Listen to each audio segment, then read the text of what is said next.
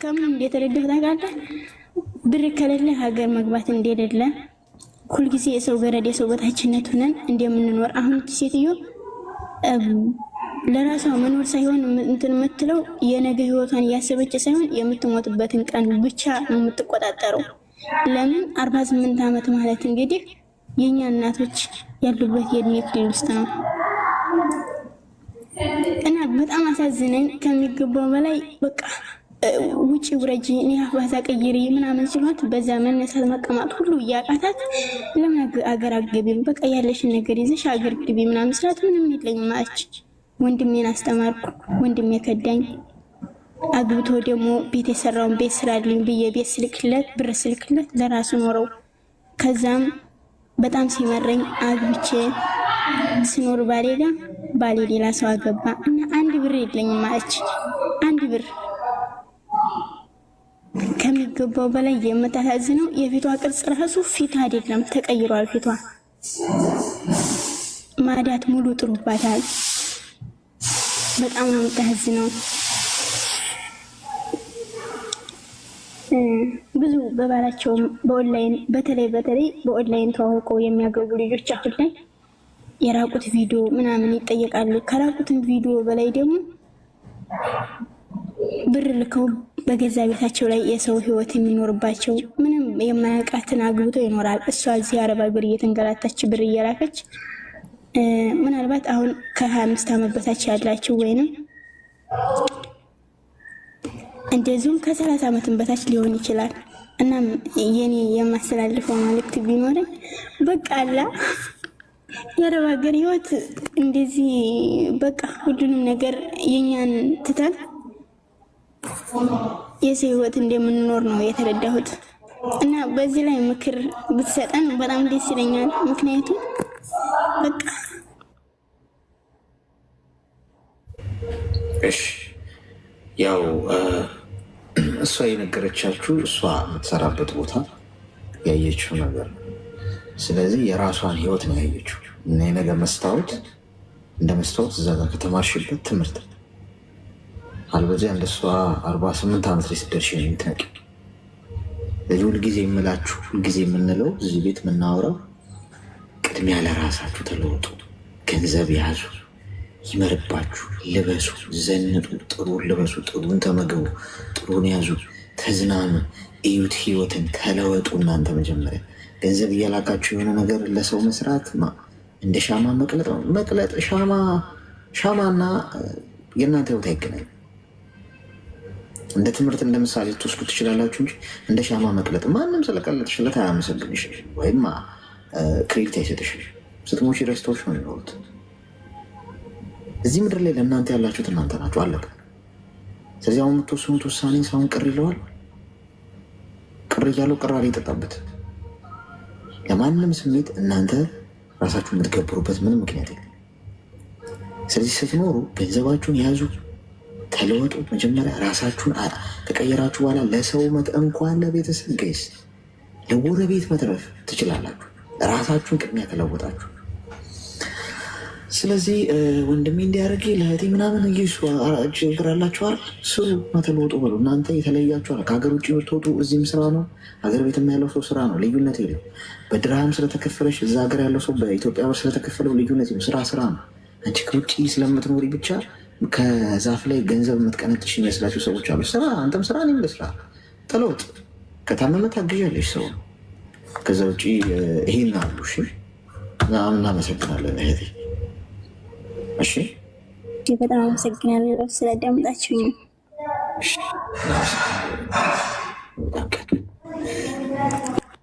ያው ያየችውን ነው የነገረችን። እሺ፣ ኮይን እሰጣችኋለሁ። ቆይ ትንሽ የመጀመሪያውን ዙር ሰጥቻችኋለሁ፣ ቀጥሎ እሰጣችኋለሁ። እንደገና ሜምበር። ሰላም ነው። እግዚአብሔር ይመስገን። እንኳን ደህና መጣሽ። እንኳን ደህና ቆየህ። እኔ መልእክት ነበረኝ ልነግርህ የፈለጉት ግን ቀጠሮ አስይዤ እንዳወራ ነው። በእኔ ጉዳይ አይደለም፣ በሰው ጉዳይ ነው። ግን ላቀርበው ስለፈለግኩኝ ነው። ቲክታክ ስለማይጠቀም አልገባንም። መጀመሪያ በውስጥ ነው የሚነገረው መልእክቱ። ፈቃደኛ መሆንና ለመሆን ማለት ትንሽ ፍትህ የሚያስፈልገው ነገር ነው እኮ ለዋቀው። አሁን በግል እኔ ተናግሬያለሁ። በግል ለማውራት ከዚህ ከወጣው ስራ ላይ ነኝ እና መለስን በጣም ነው የምቸገረው። ያንን ማላረገው ስለማልፈልግ ሳይሆን ብዙ ትዕዛዝ ነው ያለብኝ። እዛ ላይ ነው ፎከስ የማደርገው። ሩጫ ነው በቃ ጊዜ አይኖረኝም እና እዚህ ጋር ግን ተረጋግቼ ስራ ሳልሰራ ነገር ሳላረግ ፎከስ አድርጌ እዚሁ ስለሆነ ያለሁት እዚህ ጋር ብትነግሪኝ እኛ ምንችለው ከሆነ እንረዳሻለን፣ ማንችለው ከሆነ የሚችል ሰው ካለ ለዛ እንጠቁምሻለን። ለዛ ብናደርግ ጥሩ ይመስለኛል። እሱ ነው ያው የእኔ ጉዳይ አይደለም የሰው ጉዳይ ነው። ግን አውሪልኝና ቀጠሮ ይዤ ሚዲያ እንዲወጣልኝ ፈልጌ ፍትህ ፈልጌ ነበር ስላለች ምን እኮ አሁን እኮ ይኸውልሽ እንዲህ አይነት ወንጀል ተፈጽሞበት አንድ ሰው ወይ ጉዳት ደርሶበት ከሆነ ጉዳት ያው በባልና ሚስት መሀል ነው እኮ ግን እንትን የሚያስፈልገው አይደለ? ፍትህ ያልሽ ፍትህ ማለት ያው በቃ ህዝብ እንዲፈርደው የሚፈልግ ሰው አለ አይደለ? ከሰው ሀሳብ የሚፈልግ ትምጣ። ለምን አትመጣም? እዚሁ መታ አሁን በግል ምናምን ከምንለው ጉዳዩን መታዚው ብዙ ሰው ስላለ እንስማት። ሰው ምንሰጣት ሀሳብ የሚጠቅማት ነገር አለ። እንደዛ ነው የፈለገችው። ግን ፈቃደኛ ነው ወይ ስላለችኝ ነው። ያው ምንም ችግር የለም። እሺ ትምጣ። ህግ ላይ ያለ ነገር ስለሆነ ፈቃደኛ ነው ወይ? እኔ ሚዲያ መውጣት ፈልጊያለሁ ማለት በጣም እየታፈንኩኝ ነው ስላለችኝ እስኪ ቆይ ላውራልሽ ብያለሁ። ችግር የለውም ትምጣና እንስማት። እሺ ነገም ሁሌም ስላለው ችግር የለም። ዛሬ አንድ ሰዓት ተኩል ነው የሚቀረን አለው። ዛሬም ነገም ሁሌም አለው። ወይስ በዚህ ሰዓት ችግር የለም። እሺ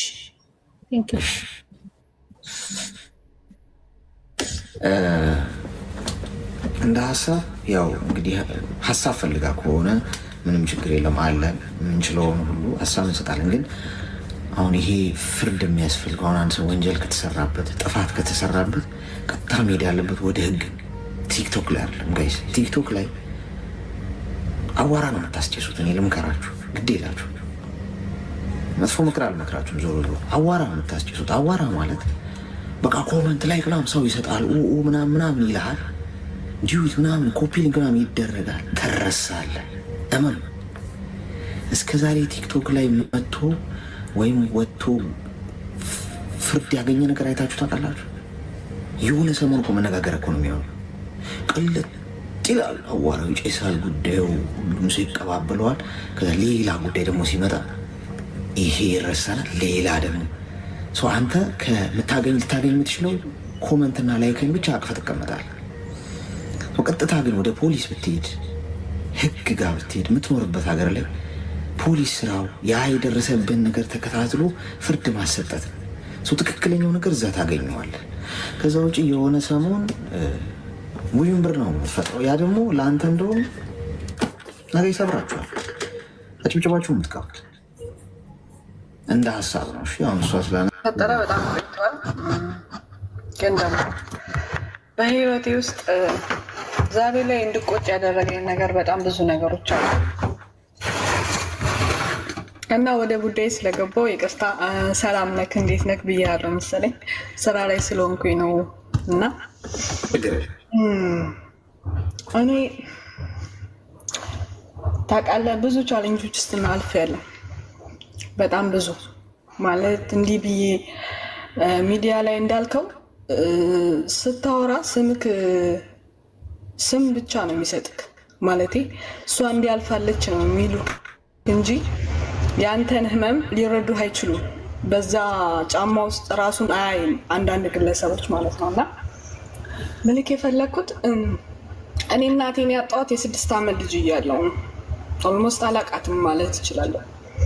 እና ፋዘሬ እና ማዘሬ ተለያይተው ነበር እና እሱ አዳማ ነበረ፣ ማዘር ደግሞ ወደ ድሬዳዋ ነበረች። እሷ ስትሞት ወደ ፋዘር ጋር መጣሁ እኔ። ያው እንጀራ እናት ነበረ። በቃ ማለት ያው ሁሌም አንዴ ቆይ እሺ መጣሽ። እንኳን ደህና ቆያችሁ። ምን እንታዘዝ? ትንሽ ምክር ፈልጌ ነበር አሌክስ። እሺ ንገሪኝ።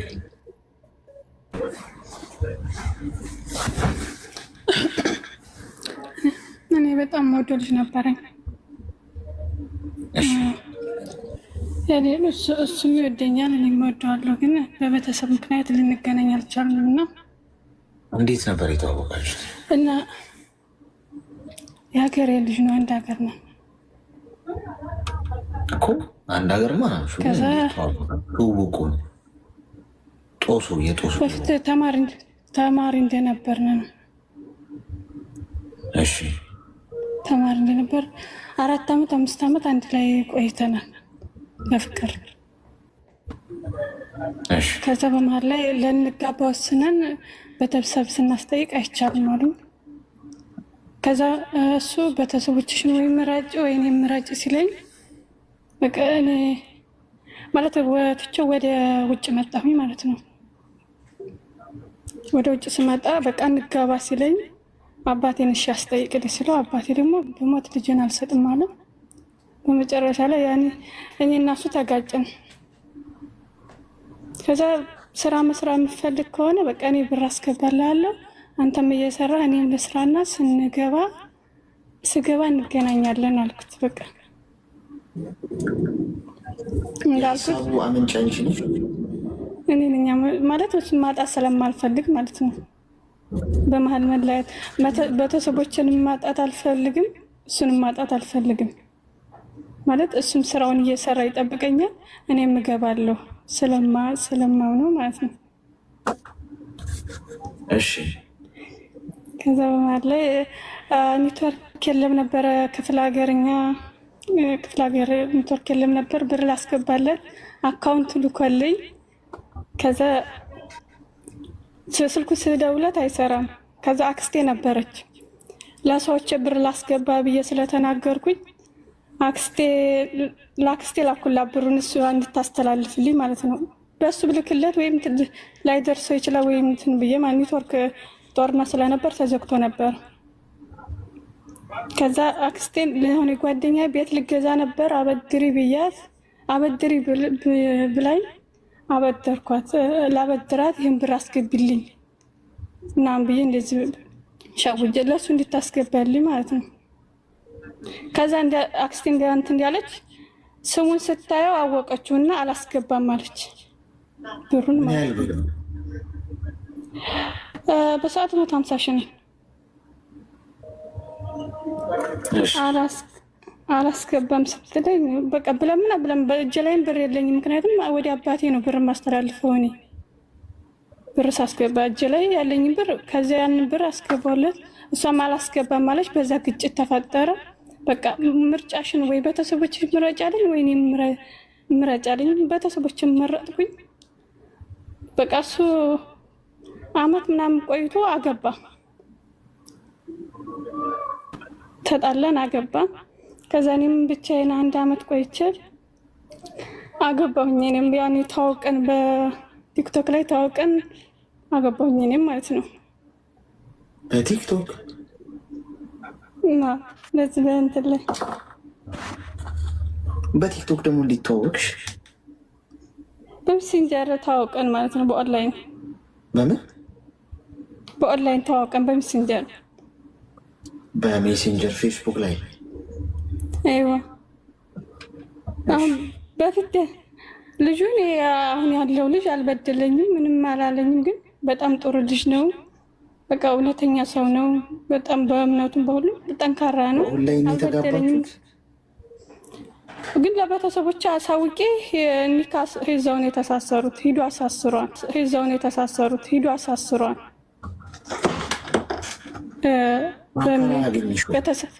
በአካል እስካሁን አላየሁት።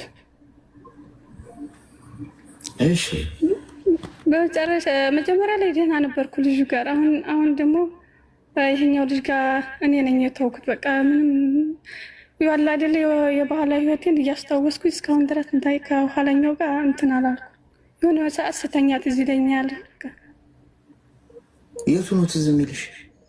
የድሮ እዚህኛው ጋር መቀጠል አልቻልኩም። 150 ሺህ ብር ሊላክለት የነበረው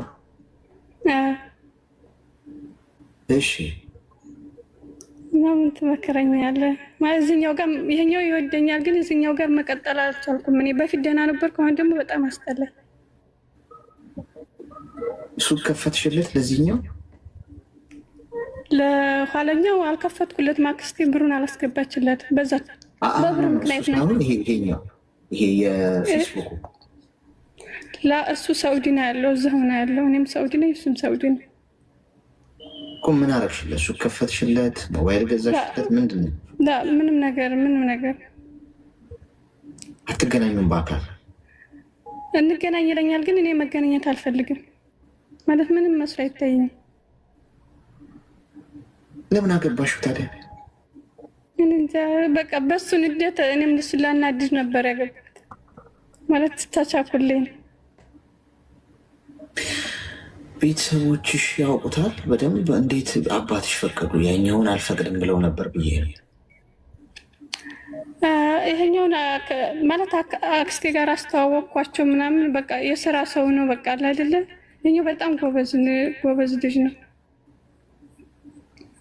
አክስትሽ ናቸው?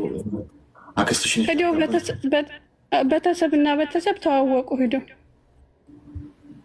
እኮ። አባትሽ ቋዳጅ አባትሽ የቀድሞውን ሰው ለአግባ ስትይ ሽማግሌ ሲልክ ምናምን ልጄን አልሰጥም ብለው ነበር። አሁን ይሄን በአካል የማያውቁትንም ጭራሽ በፌስቡክ አንቺ የተዋወቅሽውን ሰው ለአግባ ስትይ እንዴት ፈቀዱ አባትሽ? እምቢ ብሎ ነበር። አባቴም ግን አክስቴን እንደዚህ በቃ አክስቴ አሳመነችው። እኔ እሷን አሳመንኳት፣ አባቴን ደግሞ እሱ አሳመነችው። በቃ የባለኛውን እምቢ ብልሃል፣ አሁንም በቃ እንደፈለገች ትሁን ምናምን። እኔ እምቢ ካልክ እንደፈለግኩ እሆናለሁ ብዬው ነበር። ከዛ ይሻለ በቃ እኔ እሷም የሆነ ከሆነ ይሻላለሁ። ለእሷ ብዬ ነው ይሄ በፊተኛውን እምቢ ያልኩት፣ እንደማይሆን ስለማቅ ነው። በየቀኑ በስልክ የምታወሩት? በየቀኑ ነበር፣ ግን አሁን አላወራውም። ሲደውልም አላነሳለት።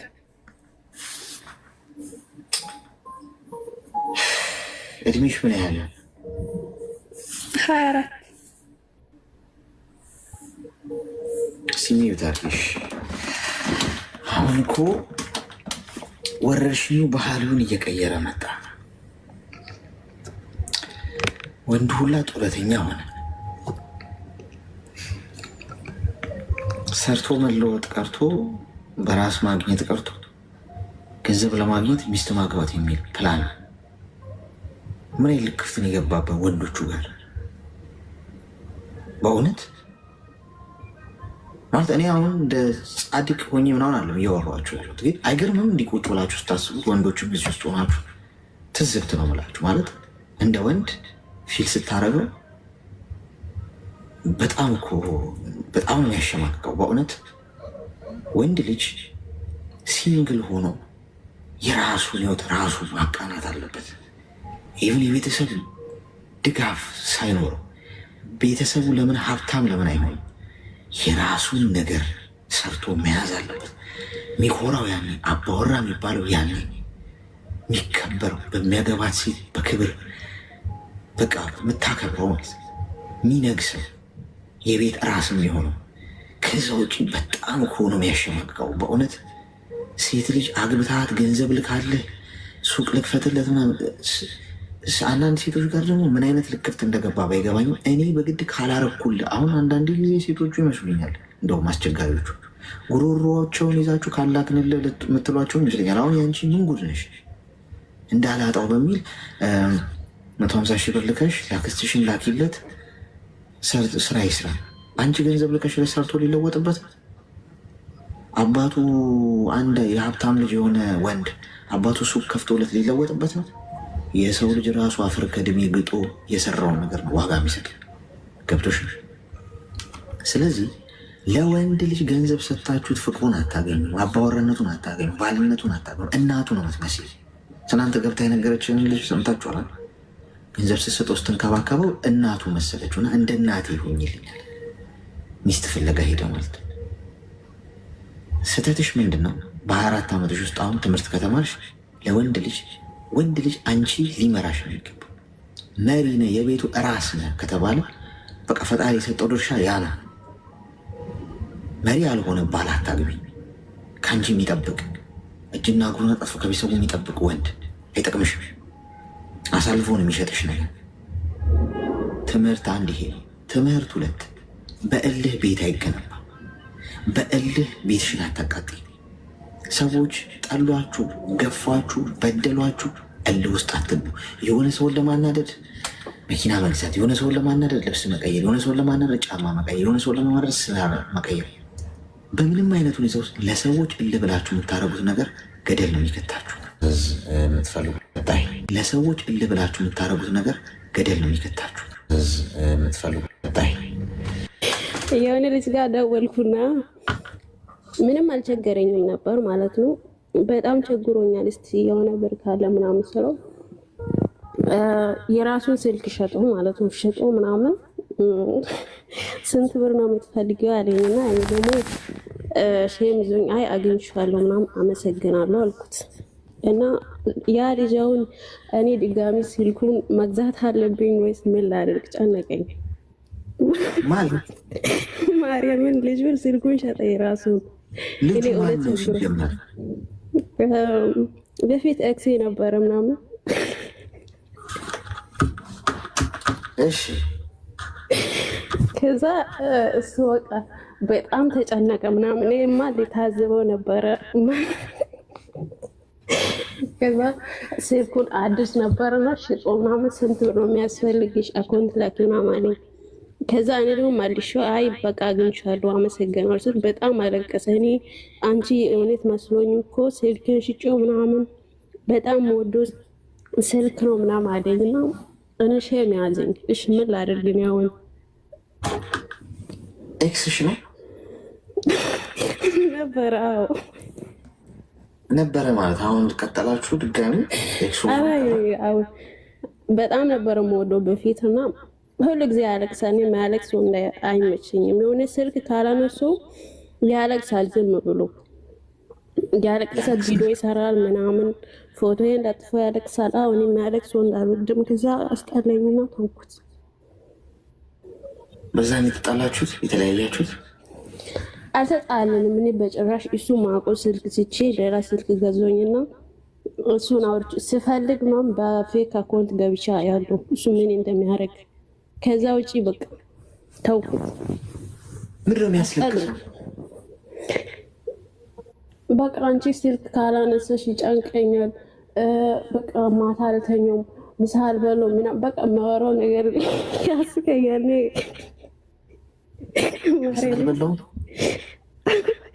እያለቀሰ ምናምን እንደውም መጠጥ ቤት ይሄዳል።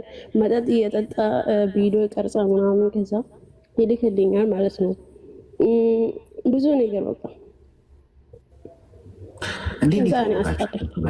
በአካል ነው። መጀመሪያ በቲክቶክ ነበረ። ከዛ በኢንቦክስ ምናምን አወራን። ይህ ቲክቶክ ላይ እኮ ፍቅረኛ ያጣሁት እኔ ብቻ ነኝ። ህዝቤ እንዳለ ጥንድ ጥንድ ተያይዛችኋል በደምብ። እሺ ቲክቶክ ኢንቦክስ ላይ ከዛ በቃ በጣም እንደምወደኝ ምናምን ስነግረኝ ልጁ ሳየው ምናምን ዱንቡሽቡሽ ቆንጆ ምናምን ነገር ነበረ። ከዛ እኔ ቆንጆ ወንዶች ያው ቶሎ ፍቅር ይዘኛል። ለምን ቆንጆ ነው? ቆንጆ ነው ያምራል ምናምን። ከዛ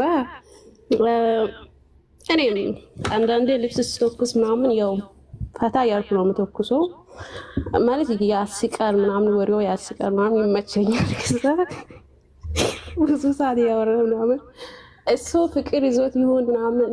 የሆነ ጊዜ ብር ልኬለት ነበረ ምናምን። ከዛ እኔ ብር ማላክ የሆነ ጊዜ አንተ ቤት ገብቼ በጣም ነበረ እያለቀስኩ ካወራሁትና አሁን ማንኝ መላም ብቻዬን ነው የምኖረው። በቃ ማለት ሰው ሁሉ ወራቀ ምናምን ብር ማላክ ሳቆም ማንም አይደውልልኝም። ማንም ማርያም ማንም በቃ ባስ ደርስ እንኳን አደረሰሽ የሚል ሰው የለም። በቃ ብር አድክም። ከዛ እሱም ብር የሆነ ነገር ሲሰራ ብር ጎደለብኝ ምናምን ስል እና አንተ እምቢ ማለት ልማድ ውስጥ እኔም እምቢ ሊበል እምቢ የለኝ አልኩት። ስንት ብር ነው መጀመሪያ የላክሽለት? እሱ እንኳን ብዙ ነው። እሱ ወደ 50 ምናምን ይጠጋል። 50 ምን 50 ሺህ ምናምን። ለምን ጉዳይ ብለሽ ነው የላክሽለት? በቃ እሱ እንዲከፋ አልፈልግም። በቃ የሆነ ያሳዝነኛል ምናምን አለ። እሱ ስራ የለው ምናምን ሞተር ነው የሚሰራው። በቃ አየር የለም ይላል ምናምን። ከዛ በቃ እኔ አይዞህ የኔ ውድ በቃ እኔ አለው እንዳትከፋ ምናምን ያልኩ 20 ሺህ ምናምን ልክለታለሁ ምናምን። ከዛ ስልከው በጣም ደስተኛ ነው። ብር ስልክ ምናምን በቃ ተው ብር ሳልክ ደግሞ ሲቀር ባህሪው ይቀየራል ምናምን። ከዛ የሆኑ ደግሞ እኔ እሱን ትቻለሁ ምናምን። ይህ ሁሉም በቃ ከአመታት በፊት ነው የሁሉ የተከሰተው። ትችዋለሁ። ከዛ አሁን ለመታዘብ ሀይል እሱን ዝም ብዬ የሆነ ጊዜ እያወራ የሆነ ነገር እኮ ቸግሮኛል እስቲ ብር አልክ እንደ ምናምን ስለው እሺ ምናምን አላለም። ከዛ ስልኩን ሽጦ ምናምን ሁሉም ነገር ካስተካከለ በኋላ አካውንት ላኪ ስንት አስፈልገሽ ምናምን ስለኝ ደግሞ ስልኩን አይቼም አልመለስኩለትም። ከዛ ሲያጨናንቀኝ 20 ጊዜ ምናምን ነው የሚደውለው። በጣም ነው የሚደውለው ሲደውል። ከዛ አይ በቃ አመሰግናለሁኝ አግኝቻለሁ። ወይኔ አንተ ቤት ሲገባ በጣም ነው የሚያስፈራው ለማለት በጣም ነው የሚያስፈራው። ከዛ በቃ ስልኬን ሽጫለሁ እኮ ምናምን ስለኝ አሁን ምን ላድርግ አለክስ? ይሄ ጥፋት ነው የኔ ወይስ ጨንቆኝ ነው ጌታን ማለት ስልኩን ድጋሚ ላስገዛው ወይስ ምን ላድርግ? እድሜሽ ምን ያህል ነው? 22 ታፈቅረዋለሽ? አፈቅረው ነበረ አሁን ትቻለሁ። ሚውታንኪ ቃሪያ በሚጥሚጣ ሰናፍጭ ጣል ጣል ያለበትን መርፌ ያቀበለኛል። እዛ ጋ ያለ ፌስቡክ ላይ ለተዋወቅሽ ወንድ 50 ሺህ ብር የኔ እናት ለእናትሽ 5 ሺህ ብር ልከሽ ታውቂያለሽ? እስቲ ቡና ጠጡበት፣ ለበዓል እስቲ በግ ግዙበት ምናምን ብለሽ ልከሽላቸው ታውቂያለሽ? ፌስቡክ ላይ ቲክቶክ ላይ ለተዋወቅሽ ወንድ 50 ሺህ ብር አባቱ ነሽ እንዲ አንቺ ስምሽን በአንቺ ያስቀይሯል። የሚያለቅስ ወንድ ትይኛለሽ። የሚያለቅስ እኮ የሚያለቅስ ወንድ ሆኗል አንጀት ለመብላት ሞተሩንም ሊሸጥ ይችላል። ትቀልጃለሽ እንደ 50 ሺህ ብር ቲክቶክ ላይ አውቀሽው ከላክሽለት ሞተሩንም ሽጦ ችግር ይሄው የኔ እናት ብሎ ይስጥሻል። 1 ሚሊዮን አድርጎ ሊቀበልሽ ስለሚችል ስለሚያውቅ ነው። 50 ሺህ ብር ልከሽለት ከነበር ከአሁን በፊት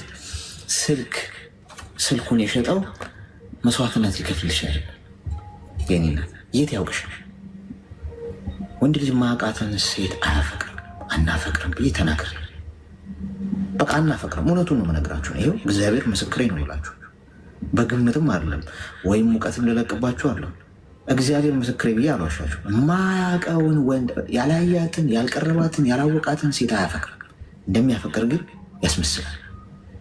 ቲክቶክ ላይ አውቆሽ አፈቅርኩሽ ካለሽ 99 ነጥብ ምናምን ነጥብ ውሸት ነው።